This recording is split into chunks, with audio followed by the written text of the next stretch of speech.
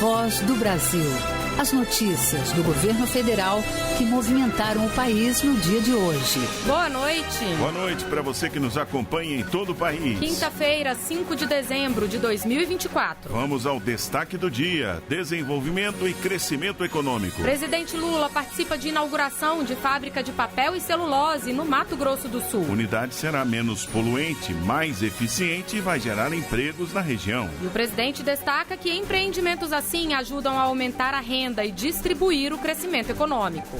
É um dos maiores crescimentos de todos os países do mundo. Nós temos que levar em conta que só tem importância para uma economia crescer se o resultado da economia for distribuído entre aqueles que produzem a riqueza.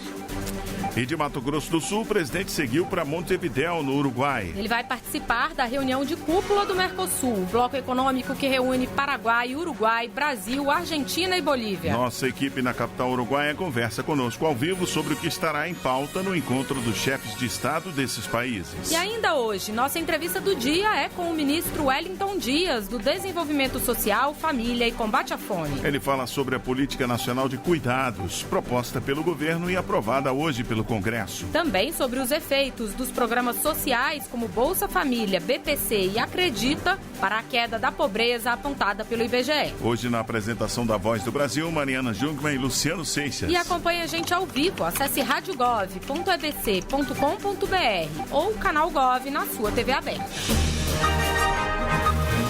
Chefes de Estado de Brasil, Paraguai, Uruguai, Argentina e Bolívia têm encontro marcado amanhã na capital do Uruguai, Montevidéu. É a cúpula do Mercosul, bloco que representa 65% da população sul-americana. E que é responsável por 70% do produto interno bruto da região. Na pauta dessa reunião, que reúne também outros países associados, uma das grandes expectativas é um possível acordo entre a União Europeia e o Mercosul, que já vem sendo discutido há mais de 20 anos. Quem traz detalhes pra gente sobre tudo isso, direto do Uruguai, é a repórter Graciele Bittencourt, que está em Montevidéu. Boa noite, Graciele. Boa noite, Mariana, Luciano e ouvintes da Voz do Brasil. O presidente Lula chegou aqui na capital uruguaia por volta das 4h30 da tarde e foi visitar o presidente Pepe Mujica na área rural de Montevidéu. O ex-presidente do Uruguai, Pepe Mujica. Daqui a pouco, às 8 da noite, Lula tem reunião bilateral com o presidente da Bolívia, Luiz Arce. Nesse ano, a Bolívia entrou no Mercosul e agora faz parte do grupo de países formado por Brasil, Argentina, Uruguai e Paraguai, além dos membros associados. Olha, Lula deve conversar com o presidente da Bolívia sobre o possível acordo do Mercosul com a União Europeia. E que acordo é esse que está gerando tanta expectativa, Graciele? Pois é, Luciano, a expectativa por aqui está bem grande mesmo. Isso porque esse acordo já vem sendo negociado há 25 anos. Ou seja, se ele for aprovado, vai mudar o cenário de cooperação entre os dois blocos. Essa parceria envolve facilitação de comércio, de prestação de serviço, contratos governamentais, entre outros pontos. E se for assinado mesmo, vai alcançar um mercado de 700 milhões de pessoas da América do Sul e da Europa. Mas o entrave para a postura final desse acordo pode ser o protecionismo europeu, viu, Luciano?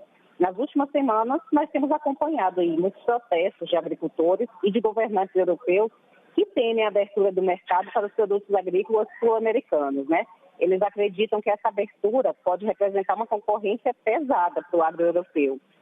Para o professor de Relações Internacionais da Universidade de Brasília, Roberto Goulart, esse protecionismo explica por que as negociações foram freadas por tantos anos. Então, o fato é que a União Europeia, em especial a França, ela segue fortemente protecionista. Então, a União Europeia quer que o Mercosul abra a sua indústria, o seu setor de serviço mais sofisticado para as empresas europeias, mas, ao mesmo tempo, a contrapartida da União Europeia no tema da agricultura é muito defensiva. Graciele, e qual que é o impacto desse acordo se ele se confirmar? Olha, Mariana, um estudo publicado pelo Instituto de Pesquisa Econômica Aplicada, o IPEA, projeta que o acordo União Europeia-Mercosul provocaria um crescimento de mais de 9 bilhões de dólares no produto interno bruto brasileiro até 2040. O acordo também aumentaria os investimentos no Brasil em 1,49%.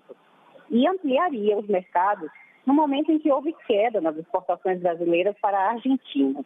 Da mesma forma, Mariana, para os outros países do bloco, o acordo também representa uma oportunidade de alcançar novos mercados no continente europeu. É importante lembrar que as trocas comerciais intra-Mercosul já chegaram a quase 33 bilhões de reais este ano, até outubro, né? Mas as relações entre os países do bloco vão muito além do aspecto financeiro, como destaca a embaixadora Gisela Padovan, secretária de América Latina e Caribe do Ministério das Relações Exteriores. O Mercosul é tarifas, é comércio, mas não é só isso. É um enorme mecanismo de integração. Vários elementos da vida cotidiana são afetados pelo Mercosul. Se uma pessoa passa na fronteira só com a carteira de identidade, isso se deve ao Mercosul. Se um brasileiro pode se aposentar na Argentina ou no Uruguai e ter reconhecido seus direitos previdenciários, isso é Mercosul. Se você tem uma estratégia comum para combater o crime organizado, como estamos trabalhando, isso também é Mercosul. Olha, e hoje a presidente da Comissão Europeia, Ursula von der Leyen, desembarcou aqui no Uruguai. Em postagem em uma rede social mais cedo, ela disse que a linha de chegada do acordo está próxima e que vão trabalhar para atravessá-la, o que levantou ainda mais expectativas de que pode acontecer realmente o anúncio desse acordo. Olha, mas de fato é algo que só saberemos amanhã. A cúpula começa às 10h30, mas logo no comecinho da manhã, na verdade, nós já teremos a confirmação sobre o fechamento desse acordo. Isso porque, se o Mercosul e a União Europeia fecharem o consenso, o anúncio será feito antes mesmo do início da cúpula de chefes de Estado. Eu volto com vocês, Luciano e Mariana. Obrigado, Graciele, pelas informações ao vivo aqui na Voz do Brasil. E antes de ir para Montevidéu, o presidente Lula foi à inauguração de uma fábrica de celulose hoje pela manhã, no Mato Grosso do Sul. Na cidade de Ribas do Rio Pardo, o presidente destacou o crescimento da economia brasileira e falou sobre a importância dele ocorrer com distribuição de renda para a população. A unidade em Ribas do Rio Pardo, a 100 quilômetros de Campo Grande, já está funcionando desde julho. Ela é a maior linha única de produção de celulose do mundo. Emprega 3.000 funcionários entre as atividades industrial e florestal. Jaqueline Alves, comerciante há 8 anos, conta que a cidade mudou muito nos últimos 4 anos. A correria do comerciante aumentou. As viagens que nós temos que fazer, para abastecer as nossas lojas. Com capacidade para produzir 2.550.000 toneladas de papel por ano, a nova unidade aumenta em 20% a produção da indústria, que exporta para mais de 100 países. E além de impactar diretamente na economia regional, também tem reflexo direto na balança comercial brasileira, já que basicamente toda a produção daqui é destinada à exportação. Presente na inauguração do projeto, o vice-presidente e ministro do Desenvolvimento, Indústria, Comércio e Serviços, Geraldo Alckmin, frisou que de 2023 para cá, o setor industrial, que registrava queda, cresceu. Não é obra do acaso. 22 meses antes, a indústria brasileira tinha caído 2%. Do presidente Lula para cá, a indústria brasileira cresceu 5,8%, gerando mais emprego e mais renda para a população. O presidente Lula falou sobre os recursos do Programa de Aceleração do Crescimento, o novo PAC, que foram distribuídos para todos os estados, e os resultados da economia brasileira, que, segundo o IBGE, vai crescer 13,5% este ano. É um dos maiores crescimentos de todos os países do mundo. Bom, além desse crescimento, nós temos que levar em conta que só tem importância para uma economia crescer se o resultado da economia for distribuído entre aqueles que produzem a riqueza, para que as pessoas possam ter a massa salarial crescendo. E outra coisa que eu tenho sorte é que a massa salarial cresceu 11,9%. A fábrica no Mato Grosso do Sul substituiu o uso de combustível fóssil por gaseificação da biomassa, reduzindo as emissões de gases de efeito estufa, que é uma das prioridades do governo federal. A nova meta do clima para o Brasil foi apresentada na Conferência das Nações Unidas sobre as Mudanças Climáticas, COP29, no mês passado, no Azerbaijão. De Ribas do Rio Pardo, no Mato Grosso do Sul, Luciana Colares de Holanda.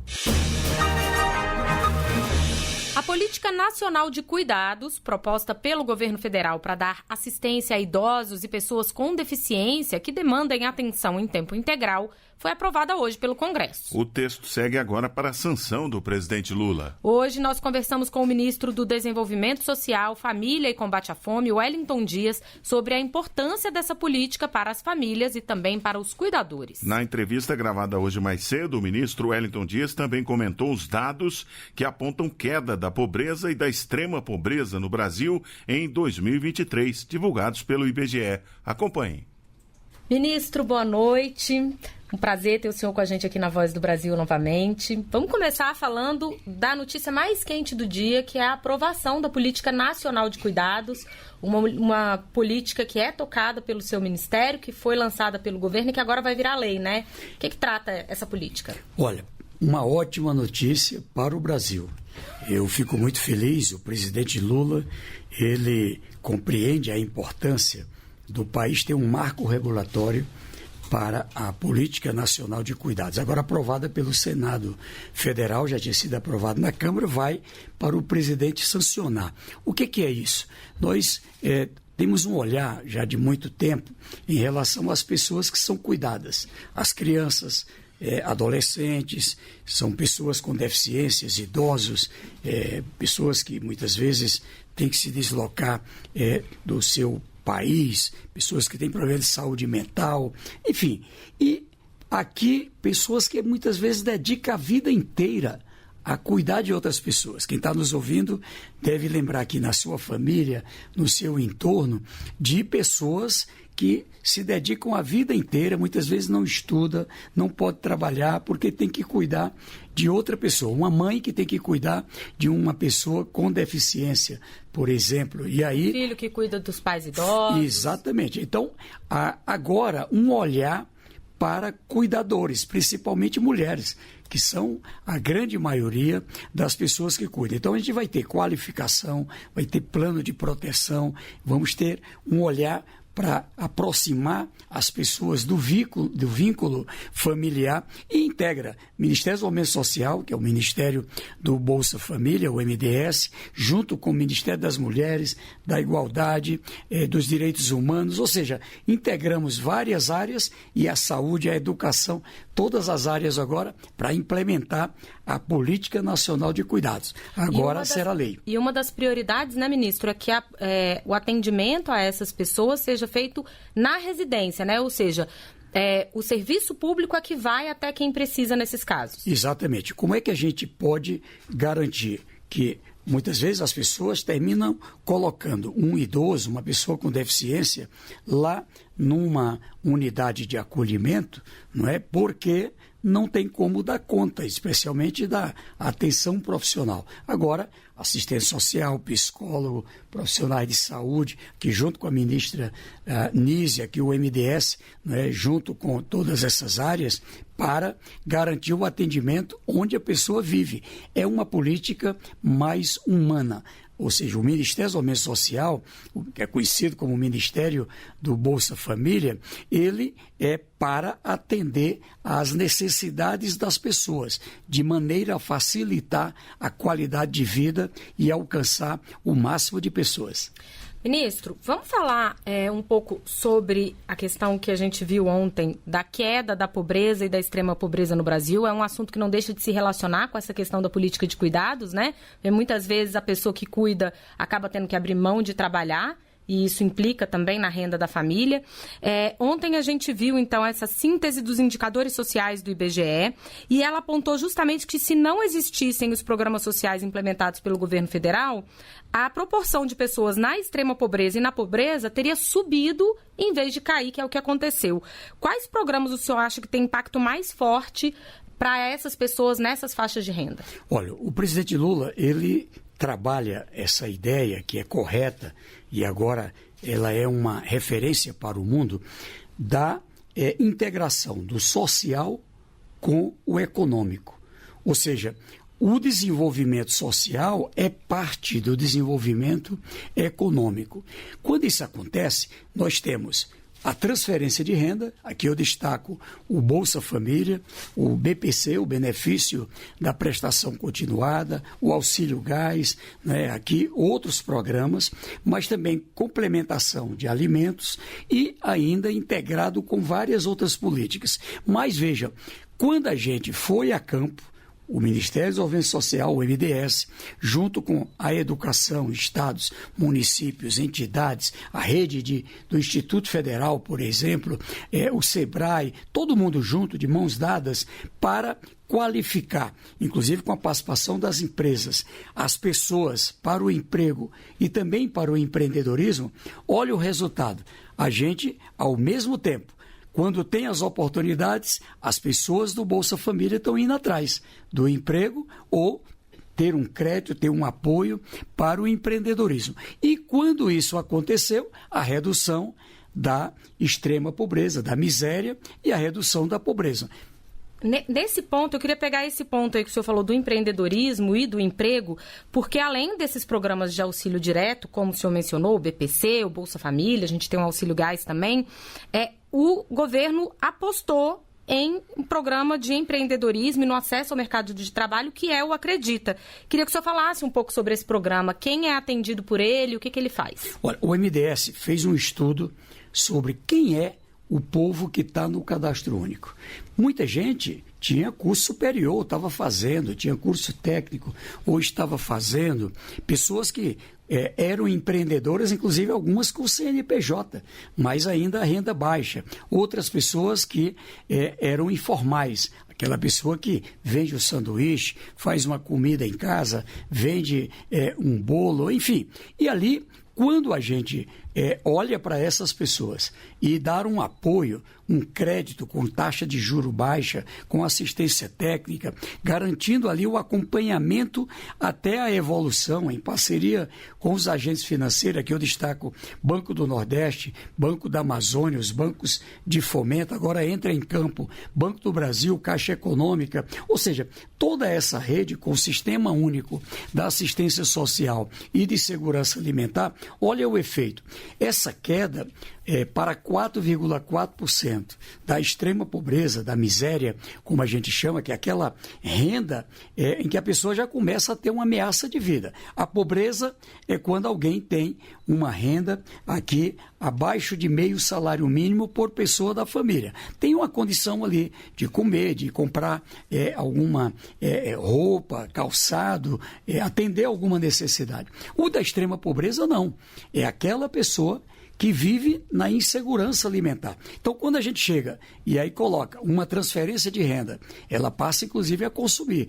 Quando a gente garante que ela pode acessar um emprego, tem apoio para empreender, a gente cai para 4,4% a extrema pobreza, a miséria. Isso é algo que o Brasil nunca tinha alcançado. É a primeira vez que vem abaixo de 5% desde que foi criado essa pesquisa pelo IBGE.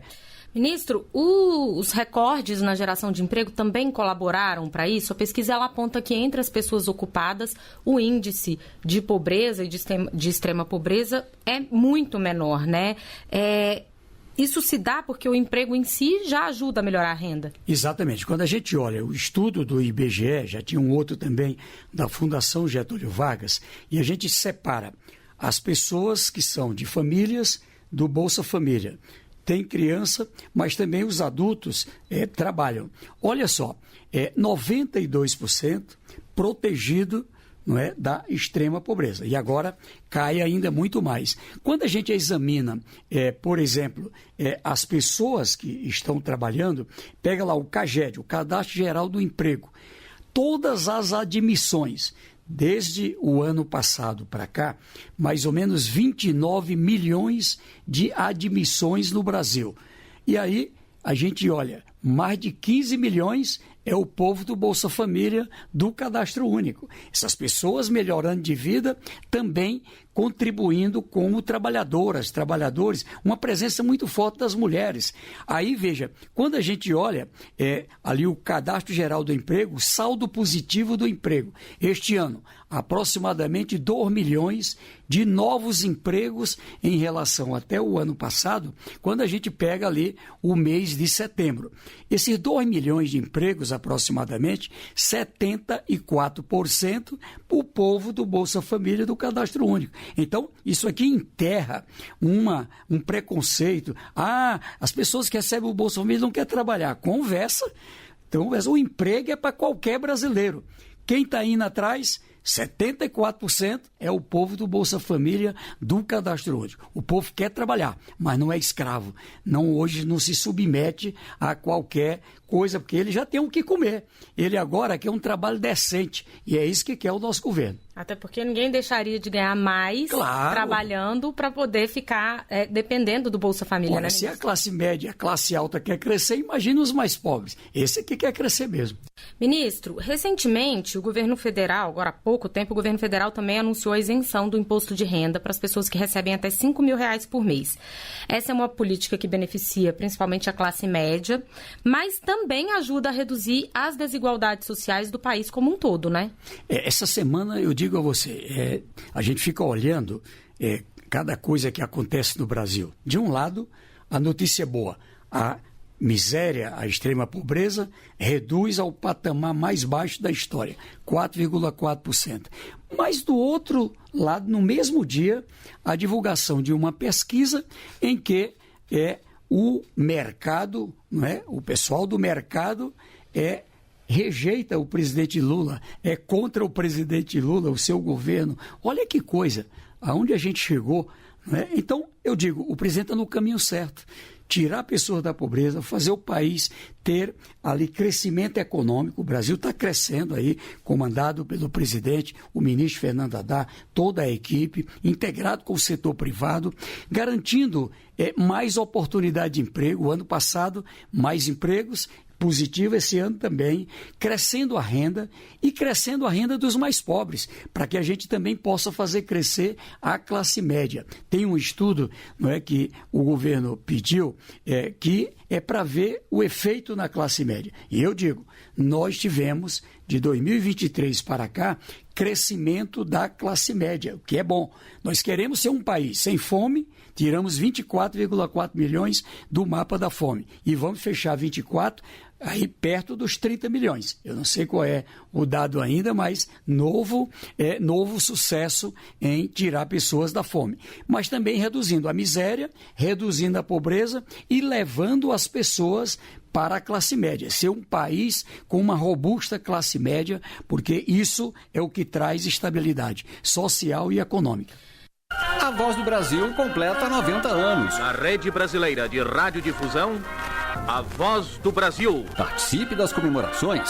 Acesse voz.gov.br/90 anos.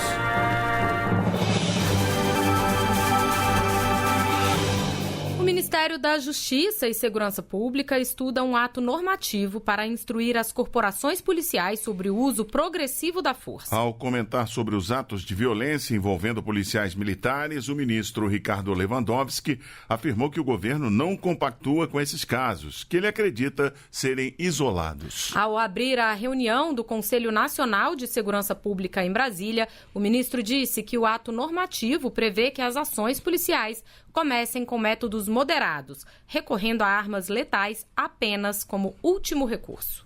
As forças de segurança precisam observar rigorosamente os direitos e garantias fundamentais de todos, independentemente de sua classe social, de seu poder econômico, do local onde vivam. É preciso respeitar os direitos de todos. E essas foram as notícias do governo federal. Uma realização da Secretaria de Comunicação Social da Presidência da República. Com produção da empresa Brasil de Comunicação. Fique agora com as notícias do Poder Judiciário e do Congresso Nacional. Boa noite. Boa noite para você e até amanhã.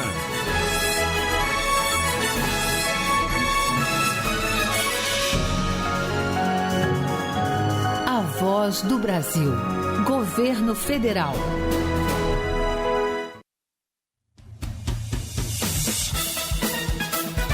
Você vai ouvir agora notícias do Poder Judiciário. STF retoma julgamento sobre responsabilidade civil das plataformas da internet. Ministra Maria Elizabeth Rocha é a primeira mulher a presidir o STM. Termina hoje o prazo para justificar a ausência no primeiro turno das eleições de 2024. Boa noite, eu sou Ariana Fonseca. E eu sou Walter Lima. Ministro do STF Dias Toffoli considera inconstitucional o artigo 19 do Marco Civil da Internet. O ministro é relator de um dos recursos que questiona a responsabilidade civil das plataformas digitais. Tiago Gomide.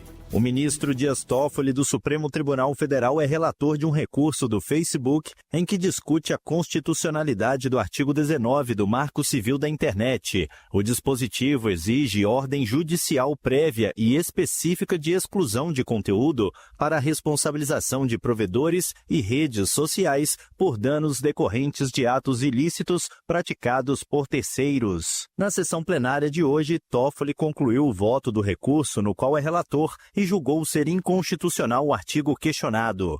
Para ele, há necessidade de uma maior responsabilização das plataformas. O segundo recurso sobre o tema de relatoria do ministro Luiz Fux foi apresentado pela Google e trata da responsabilidade civil de provedores de internet sobre danos decorrentes de conteúdo gerado por terceiros. Fux deve apresentar o voto na próxima sessão. O Superior Tribunal Militar elegeu nesta quinta-feira a nova presidente da Corte, a ministra Maria Elizabeth Rocha. Com isso, ela se torna a primeira mulher a presidir o Tribunal Militar. A ministra já havia assumido a presidência do STM temporariamente em 2014. Na época, ela era vice-presidente e o presidente se aposentou. Com isso, ela assumiu o mandato por cerca de 9 meses. Agora é a primeira vez que uma mulher assume a presidência do Tribunal Militar para um mandato de 2 anos, de 2025 a 2027. A posse deve ocorrer em março do ano que vem. Pessoa com formação superior antes de ser presa tem direito à remissão de pena com aprovação no Enem. O entendimento é do STJ. Fátima Uchoa.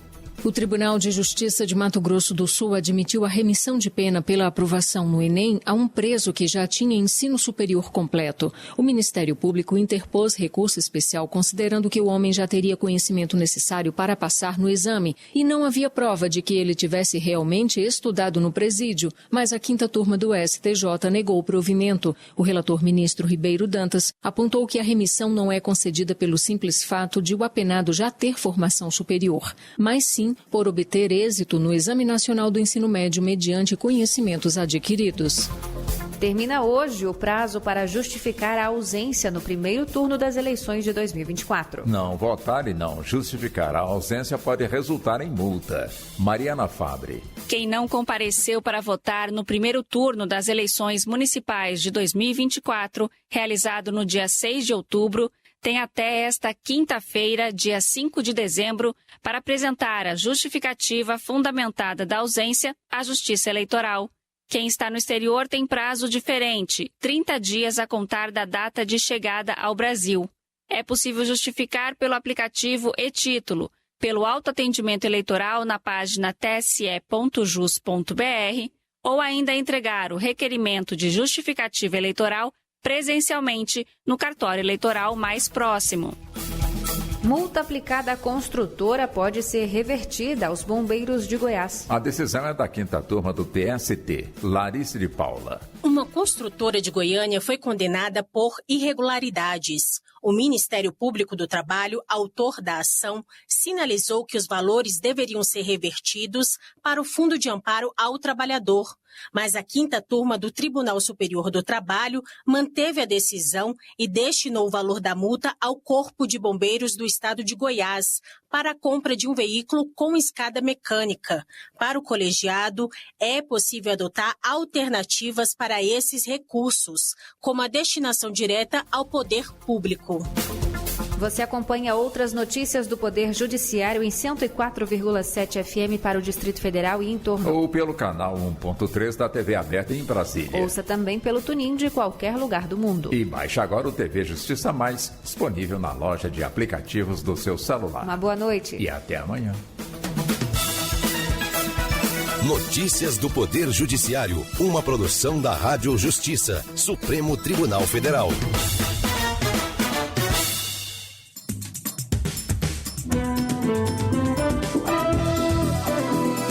Está no ar o Jornal do Senado. Eu sou Vladimir Espinosa e estes são os destaques de hoje do Jornal do Senado que começa agora. Senado aprova Política Nacional de Cuidados. Regulamentação da inteligência artificial deve ser votada na próxima semana. E Rodrigo Pacheco afirma que casos de violência policial são repugnantes. Boa noite. O Senado aprovou nesta quinta-feira a Política Nacional de Cuidados. O texto que segue para a sanção presidencial reconhece o cuidado como direito de todas as pessoas e busca melhorar as relações de trabalho.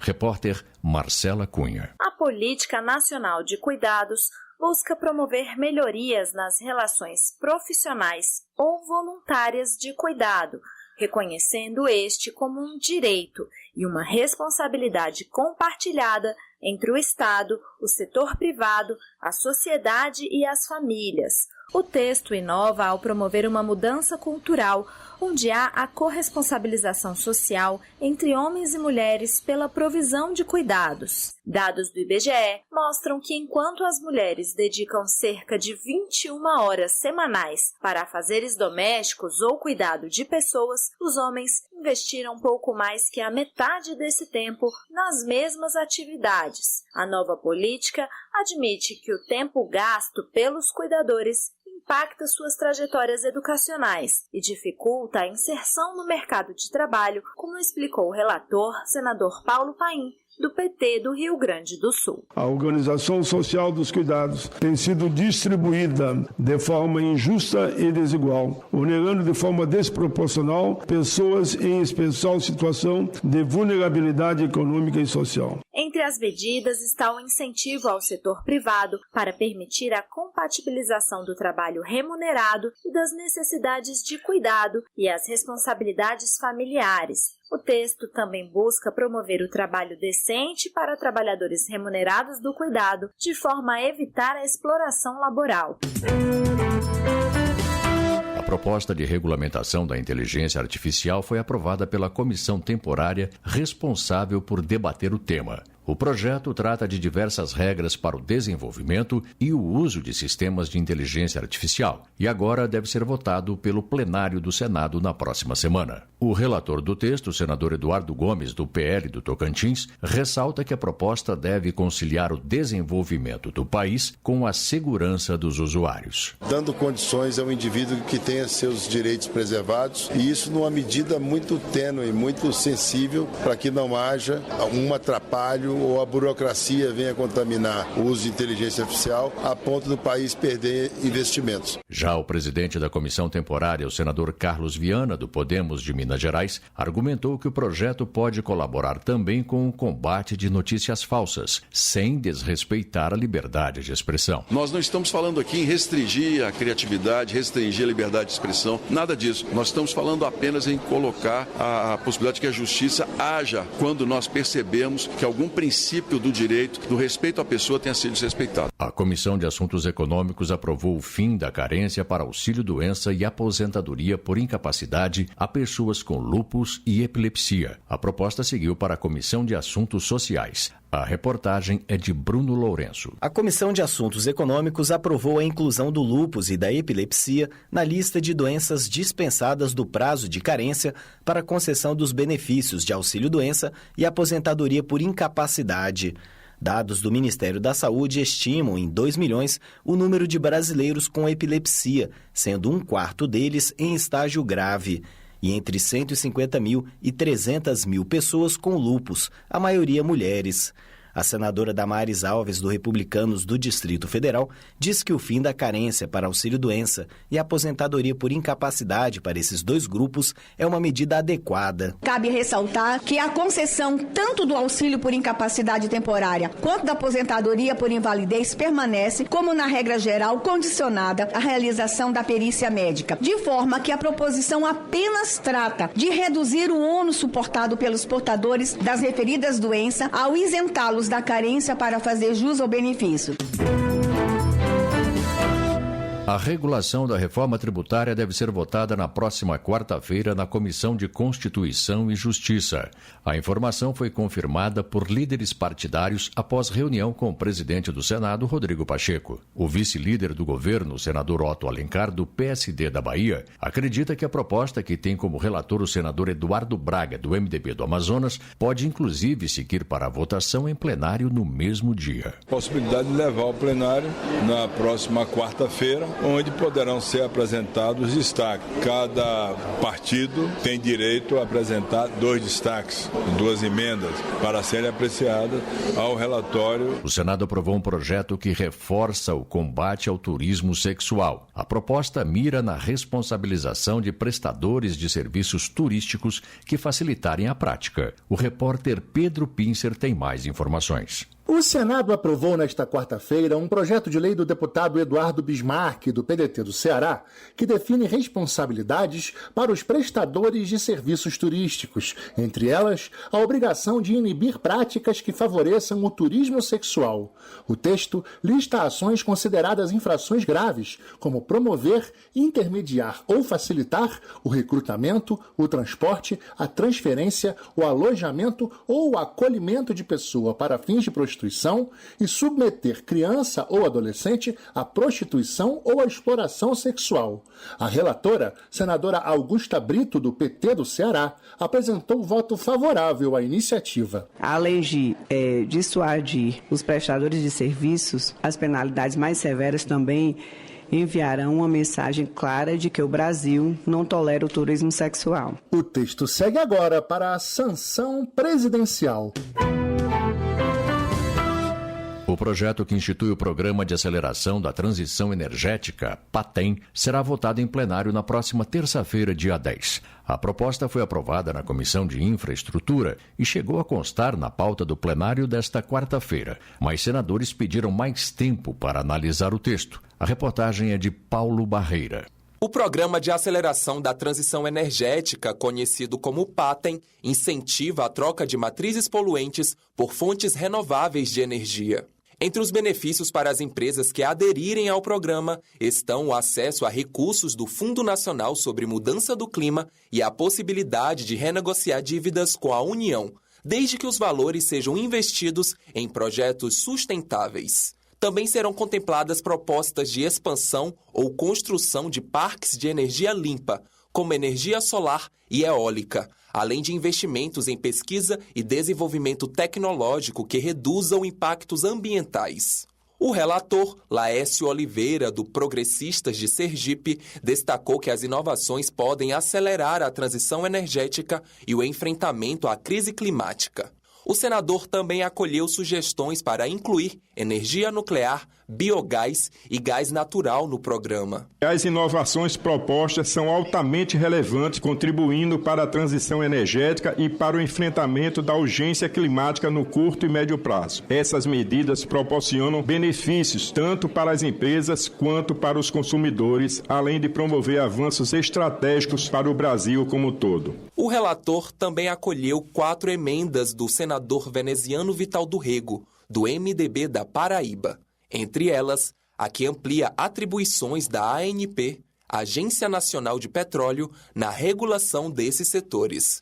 A votação em plenário, prevista para esta quarta-feira, foi adiada para a terça, dia 10 de dezembro. O presidente do Senado, Rodrigo Pacheco, disse por meio de uma nota divulgada em suas redes sociais que os episódios recentes de violência envolvendo policiais são repugnantes. Ele se referiu ao assassinato de um motorista de aplicativo, à execução de um jovem que furtou caixas de sabão num supermercado e o caso de um homem que foi arremessado de uma ponte em São Paulo. Para o presidente da Casa, as exceções não representam a conduta da maioria dos profissionais da segurança pública. Rodrigo Pacheco ainda ressaltou que o respeito a todo cidadão é uma obrigação constitucional que preserva a dignidade do ser humano, um dos principais fundamentos da República Brasileira.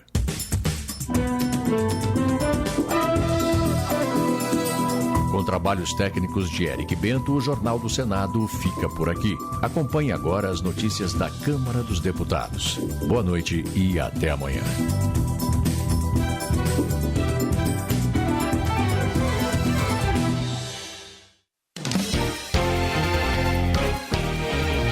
Jornal Câmara dos Deputados.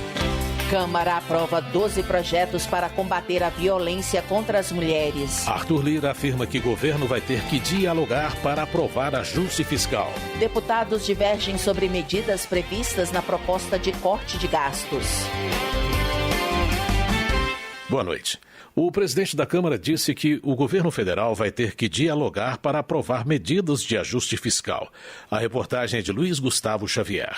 O presidente da Câmara dos Deputados, Arthur Lira, afirmou que o governo vai precisar trabalhar e dialogar muito para conseguir aprovar o pacote fiscal ainda neste ano. Ao discursar no Fórum J, o Brasil em 10 anos, Lira disse que o Congresso Nacional foi muito responsável nos últimos anos e cumpriu seu papel em votar propostas sensíveis e importantes para o desenvolvimento do país, sobretudo nas pautas econômicas e de responsabilidade fiscal. No entanto, ele reconheceu que o momento é de instabilidade, principalmente em razão das alterações das regras dos pagamentos das emendas parlamentares. Então, vai se ter, sim, essa semana, a próxima, a outra, muito trabalho, muita conversa, muito convencimento para que essas matérias saiam. E eu não tenho dúvida que o Congresso não vai faltar. Agora está num momento de muita instabilidade, de muita ansiedade, de muita turbulência interna por causa desses acontecimentos que não são inerentes ao convívio harmônico, constitucional, de limites entre os poderes, principalmente nas suas circunscrições do que pode ou não fazer. Segundo Lira, o governo está empenhado em convencer os parlamentares da importância de aprovar o pacote, mas há deputados que defendem medidas fiscais mais rigorosas e amplas, e outros contrários às restrições previstas no pacote, que busca conter o aumento de gastos com saúde e educação. Eu não sei se vai ter apoio dos partidos de esquerda para uma pauta dessa. E os outros vão aprovar em benefício do governo, em benefício do país, com os partidos de esquerda votando contra. Então, essa discussão ela vai ter que ser mais aprofundada politicamente. O conjunto de propostas encaminhadas pelo Poder Executivo prevê a redução das despesas em até 70 bilhões de reais em 2 anos. Da Rádio Câmara de Brasília, Luiz Gustavo Xavier. Em meio às negociações, a Câmara aprovou o regime de urgência para 2 projetos do pacote do corte de gastos.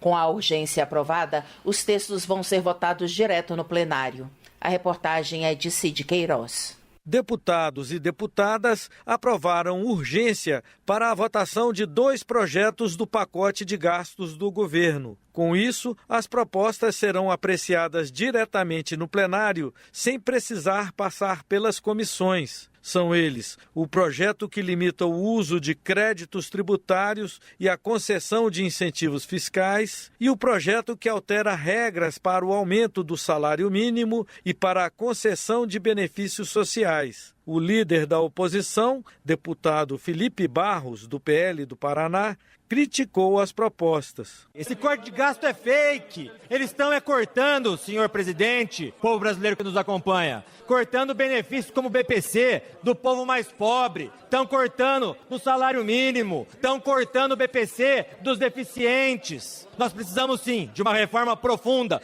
que corte despesas, que faça uma reforma administrativa séria. O que o governo, todos estão vendo, o mercado já percebeu, não quer fazer. O líder do governo, deputado José Guimarães, do PT do Ceará, defendeu as medidas incluídas no pacote, que prevê reduzir em até 70 bilhões de reais nos próximos 2 anos os gastos públicos. Nós não vamos retirar nenhum direito, vamos aperfeiçoar alguns programas, fazendo correções, mas jamais sem mexer naquilo que é central, que é para preservar o direito daqueles que precisam cada vez mais de proteção do Estado. Não se trata de atropelar ninguém, nem mesmo a oposição, porque nunca foi esse o nosso comportamento aqui dentro. É diálogo, é construção coletiva, é na construção coletiva que a gente busca os consensos necessários para votarmos matéria de interesse do país. Ainda sem relatores designados pelo presidente Arthur Lira, os 2 projetos podem entrar na pauta do plenário já na próxima semana. Da Rádio Câmara de Brasília, Cid Queiroz. O pacote de ajuste fiscal do Executivo não é consenso na Câmara. Por um lado, parlamentares de oposição destacam o corte de benefícios. Carlos Jordi, do PL do Rio de Janeiro, entende que, em vez de promover o corte de gastos, a proposta do governo prevê o fim de benefícios, como, por exemplo, a isenção de imposto de renda para doentes graves. Para ele, as medidas prejudicam os mais pobres e ainda frustram o mercado. Na avaliação de Carlos Jordi, o governo segue com o discurso de atribuir a todos, menos a si mesmo, os resultados negativos de sua administração, como a alta da inflação e do dólar.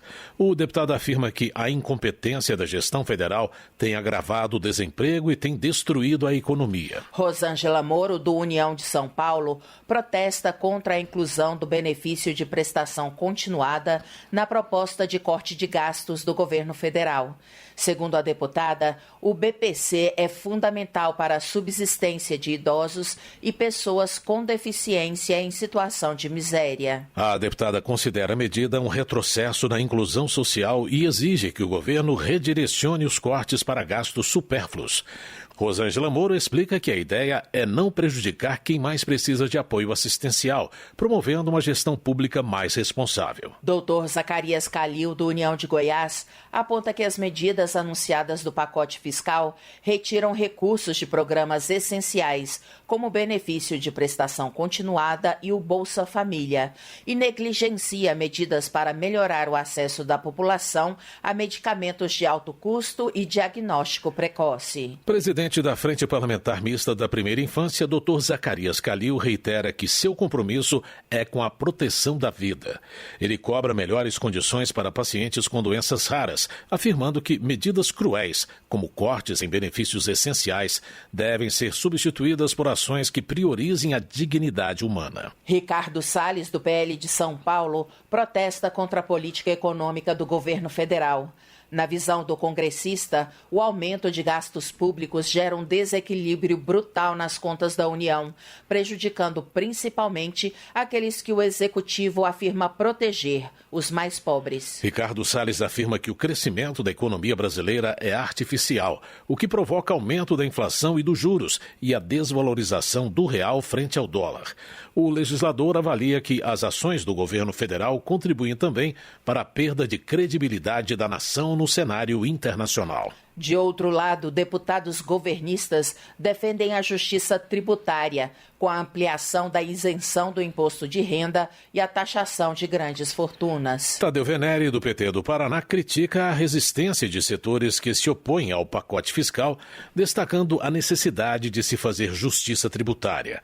Ele considera a isenção do imposto de renda para quem ganha até R$5 mil e a tributação de grandes fortunas passos essenciais para a redução das desigualdades sociais. Na visão do deputado, é preciso enfrentar privilégios históricos, garantindo que os mais ricos contribuam proporcionalmente para um país mais justo e igualitário. Tadeu Venere acredita que assim será possível proteger direitos sociais e ainda promover o reajuste do salário mínimo. Welter, do PT do Paraná, defende uma justiça fiscal que favoreça os mais necessitados, incluindo a isenção de imposto de renda para quem ganha até R$5 mil. O deputado critica aqueles que advogam pelos interesses de uma minoria privilegiada em detrimento da população que realmente precisa de apoio social. O parlamentar acredita que o ajuste fiscal deve ser realizado de forma a promover a distribuição de renda no país. Welter destaca ainda a importância de se estipular uma tributação maior para quem ganha acima de R$50 mil por mês. Alencar Santana, do PT de São Paulo, elogia o governo federal por defender a isenção do imposto de renda para quem ganha até R$5 mil por mês. O deputado lembra que a medida cumpre um compromisso de campanha e beneficia diretamente a população de baixa renda. Alencar Santana também apoia mudanças no sistema tributário, que, segundo ele, buscam aliviar a carga para quem ganha menos e aumentar a contribuição dos mais ricos. O parlamentar considera a medida justa e correta para o equilíbrio fiscal no Brasil. Economia. Pedro Ayrara, do PRD de Minas Gerais, avalia que o orçamento atual destinado à prevenção de desastres naturais é inadequado. O deputado argumenta que o trabalho da Defesa Civil e dos bombeiros é ineficaz sem os investimentos necessários, especialmente após as tragédias. Pedro Ayrara destaca que as cidades não estão preparadas para o período chuvoso e critica a ausência de políticas públicas eficazes de prevenção. Para o deputado, a falta de ação e planejamento é a principal causa das mortes resultantes de desastres no Brasil. Transportes. Pompeu de Matos, do PDT, comemora os avanços no projeto de construção da ponte entre Rio Grande e São José do Norte, no Rio Grande do Sul.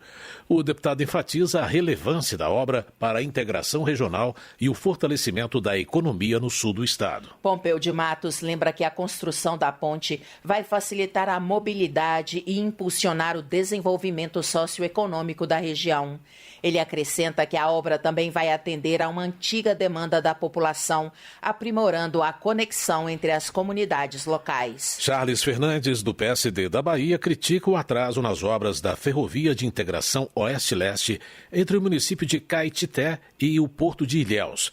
O deputado ressalta que, após 14 anos de contrato assinado, os trabalhos não avançaram, prejudicando o desenvolvimento econômico e a logística no estado. Charles Fernandes cobra do governo federal uma posição clara sobre o futuro da ferrovia, especialmente diante da possível venda da Bahia Mineração, responsável pela obra.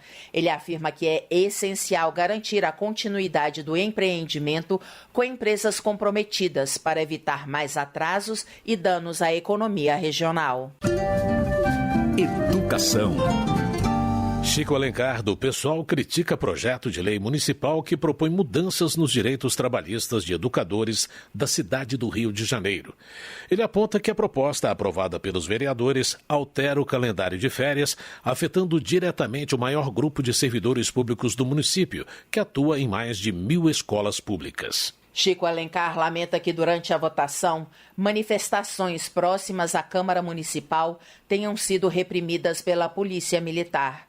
O deputado denuncia a falta de debate público e afirma que a greve dos profissionais da educação, declarada ilegal pela Justiça, reflete a luta contra um projeto que enfraquece direitos e precariza o ensino público.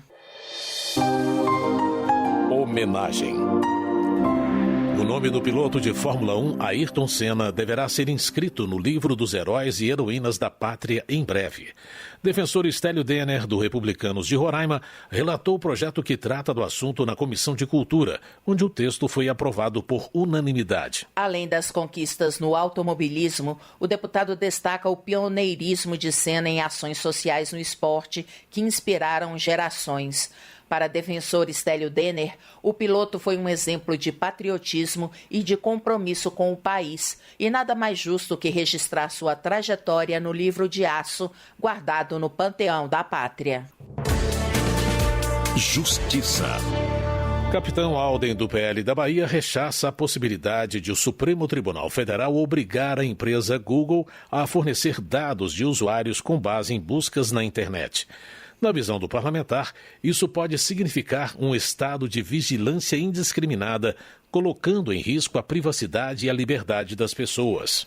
Para Capitão Alden, ao impor a obrigação ao Google, mais uma vez o STF invade a competência do Legislativo, desequilibrando a harmonia entre os poderes.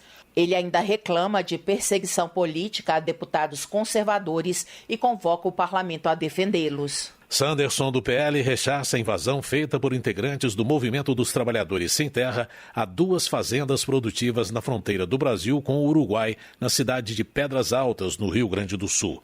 O deputado denuncia a prática de crime contra o direito à propriedade. Os militantes já foram retirados das fazendas, mas, de acordo com Sanderson, uma série de outras invasões do MST estaria programada para ocorrer até o final do ano em outros estados do país. Ele cobra do Executivo ações imediatas para impedir as invasões que ele considera criminosas. Segurança Pública. Keniston Braga, do MDB, pede a instalação de uma delegacia da Polícia Federal em Parauapebas, no Pará. Segundo o deputado, por ser um município onde há exploração mineral, Parauapebas enfrenta desafios com o garimpo ilegal e o tráfico de drogas, exigindo mais investimentos em segurança pública. O parlamentar destaca o papel econômico da região, que, segundo ele, contribui significativamente para a balança comercial do país. Keniston Braga argumenta que a instalação da delegacia fortaleceria a segurança e o desenvolvimento de Parauapebas.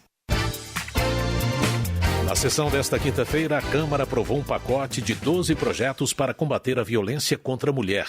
Todas as propostas ainda precisam ser analisadas pelos senadores, como informa a repórter Ana Raquel Macedo. Para marcar os 21 dias de ativismo pelo fim da violência contra as mulheres, a Câmara dos Deputados aprovou 12 projetos indicados pela bancada feminina. É o que explica a secretária da Mulher da Câmara, a deputada Benedita da Silva, do PT do Rio de Janeiro. Esforço concentrado pela aprovação desses projetos, desses 21 dias do ativismo pelo fim da violência contra as mulheres. E é importante ressaltar que essa luta não é apenas da bancada feminina, mas de todo o parlamento, pois precisamos do desenvolvimento de toda a sociedade para acabar com esse mal. Foram aprovados o projeto que garante informação à vítima de violência doméstica em caso de fuga ou liberdade do agressor e projeto que institui o programa de reconstrução dentária para mulheres vítimas de violência doméstica no âmbito do SUS.